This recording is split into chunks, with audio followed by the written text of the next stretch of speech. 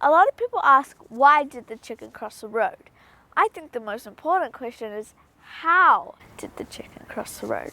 Kia ora, my name is Jess, and today I'm going to be showing you how to cross the road safely with the Kerb Drill. Before we start, children under 10 should always cross the road with an adult, and you should always use a pedestrian crossing when there is one. Okay, step 1 of the Kerb Drill. Stop 1 step back from the curb. Step 2. Look and listen for traffic coming from all directions. 3. If there is traffic coming, wait until it is passed, and then look and listen for traffic again. Step 4. If there is no traffic coming, walk quickly straight across the road.